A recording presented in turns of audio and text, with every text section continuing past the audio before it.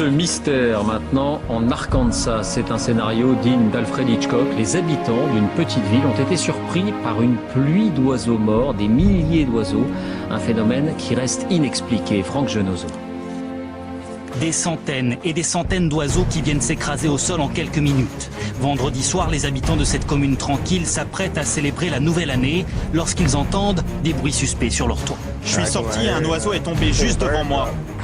J'ai dit à ma mère, viens chercher les enfants et le chien, parce que je ne comprenais pas ce qui se passait. En tout, ce sont plus de 2000 carouges à épaulettes qui se sont abattus dans un rayon d'1 kilomètre.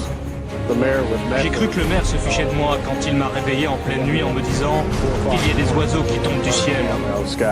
Mais le plus effrayant, c'est qu'il n'y a pour l'instant aucune explication officielle. Les oiseaux sont-ils morts foudroyés, victimes de la grêle en altitude? Certains avancent même la thèse d'un feu d'artifice qui aurait fait paniquer les animaux. Les carcasses sont en cours d'analyse. Les autorités écartent la thèse d'un empoisonnement. Mais voir des hommes avec masque et combinaison ramasser les cadavres ne rassure pas franchement les habitants. On ne nous dit rien et ça fait peur à tout le monde. D'autant qu'à moins de 200 km de là, 100 000 poissons ont été retrouvés morts dans un lac. Une simple coïncidence selon les autorités.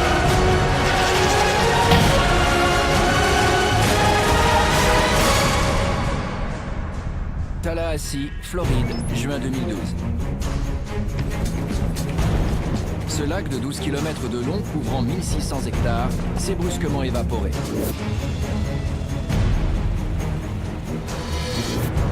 Là où les familles se baignaient, faisaient du ski nautique et du canoë, il ne reste plus qu'une vaste étendue boueuse. Les nénuphars qui flottaient autrefois à la surface du lac Jackson dressent la tête vers le ciel. Je mesure 1,82 m.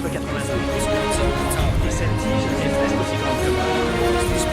C'était donc ça la profondeur du lac.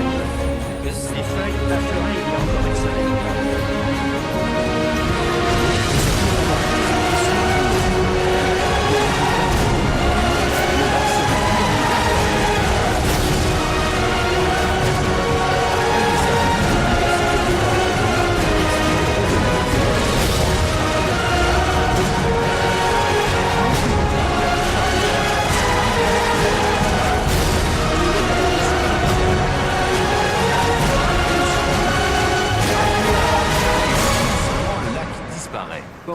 Mais qu'il réapparaît de temps en temps, puis disparaît à nouveau, c'est encore plus bizarre. Le secret du lac Jackson réside dans sa formation. C'est un lac superficiel dont l'eau provient principalement de la pluie et du ruissellement des terres environnantes, tandis que l'eau souterraine érode son lit de calcaire poreux.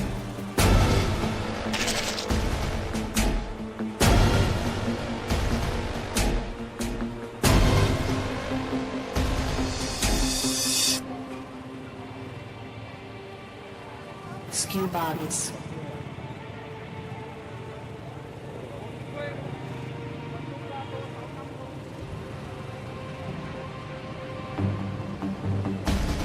Còn số lượng cá như này thì em cảm thấy là đây là đầu tiên em thấy cái cá chết nhiều.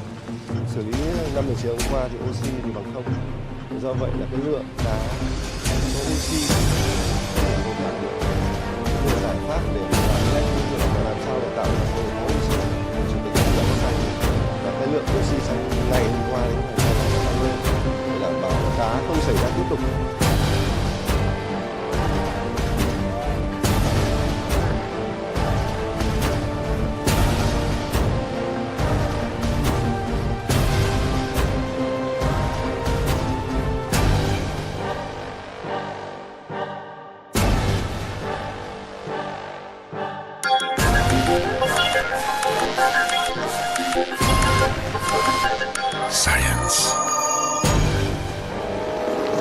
Le mois de février 2016 a été l'un des plus chauds jamais enregistrés et les conséquences sont mondiales.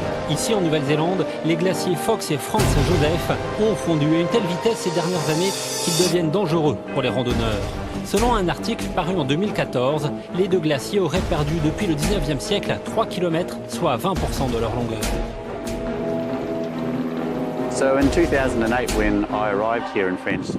En 2008, quand je suis arrivé ici, le glacier Franz Joseph couvrait ce rocher et il était épais de plusieurs mètres, 10 mètres, peut-être 20 ou plus que ça au-dessus de ma tête. Je serais donc assis ici sous une épaisse couche de glace. Et toute cette épaisseur a disparu et du coup la fonte s'est accélérée.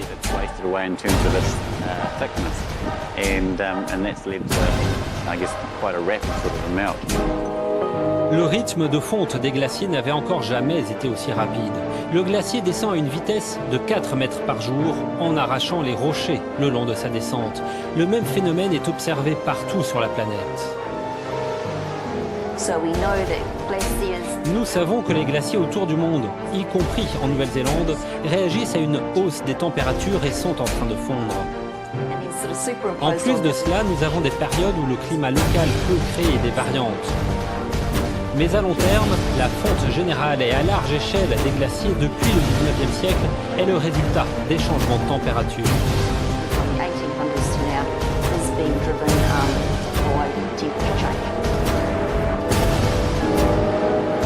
Le réchauffement climatique est le facteur principal et son impact est tout aussi global sur nos vies quotidiennes et sur les équilibres naturels.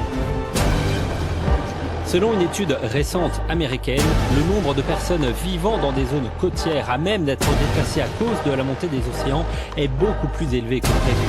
Ainsi, plus de 13 millions de personnes seraient menacées dans le cas d'une hausse du niveau de la mer d'1,80 m. Déjà, une communauté a été déplacée en Louisiane. Il s'agit d'une communauté indienne dont le territoire, l'île de Jean-Charles, dans les Marais, au sud de la Nouvelle-Orléans, est menacé.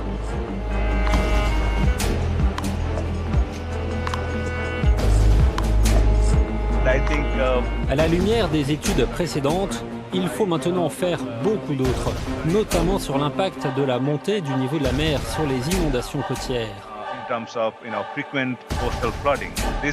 Avec cela, les décideurs pourront réfléchir à des plans d'amélioration de la situation, à la construction d'infrastructures, en formant les gens, en réveillant les consciences, tout ce genre de choses.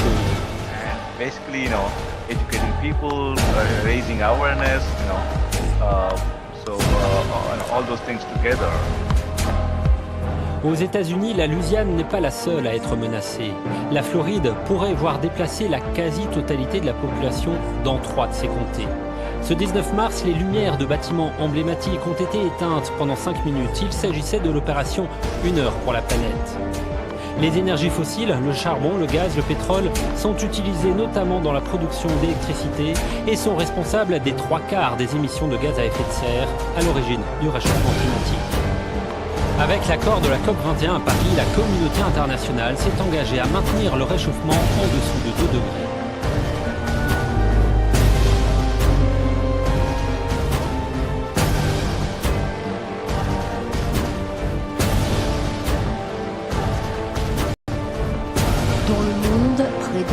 Sur 7, soit 300 millions, vivent dans un endroit où la pollution de l'air extérieur excède jusqu'à 6 fois les normes internationales. Selon un nouveau rapport de l'UNICEF publié ce lundi, cette pollution contribue de façon importante à la mortalité de quelques 600 000 enfants de moins de 5 ans chaque année dans le monde. En s'appuyant sur l'imagerie satellite, cette étude montre qu'environ 2 milliards d'enfants vivent dans des pays où la pollution atmosphérique surpasse les normes établies par l'Organisation mondiale de la santé. Les enfants d'Asie du Sud sont les plus touchés, ils sont 620 millions, suivis par l'Afrique, l'Asie de l'Est et le Pacifique. Oulan-Bator, la capitale de la Mongolie, fait partie des 10 villes les plus polluées du monde, comme en témoigne cette écolière. Quand je vais à l'école le matin, c'est généralement très brumeux. Parfois, quand je traverse la route, je ne peux pas dire si le feu est vert ou rouge. Le smog me brûle la gorge. Le rapport de l'UNICEF se penche aussi sur les lourdes conséquences de la pollution à l'intérieur des bâtiments. C'est le résultat de l'utilisation de combustibles comme le charbon et le bois pour cuisiner et se chauffer. Une pollution qui touche essentiellement les enfants de familles pauvres vivant en zone rurale et qui provoque pneumonie et autres maladies respiratoires, en cause dans près d'1 décès sur 10 parmi les enfants de moins de 5 ans. Pour combattre ce fléau, l'UNICEF demande aux dirigeants de la planète qui participeront à la COP22 d'agir sans attendre pour réduire la pollution atmosphérique dans leur pays et ainsi protéger les enfants.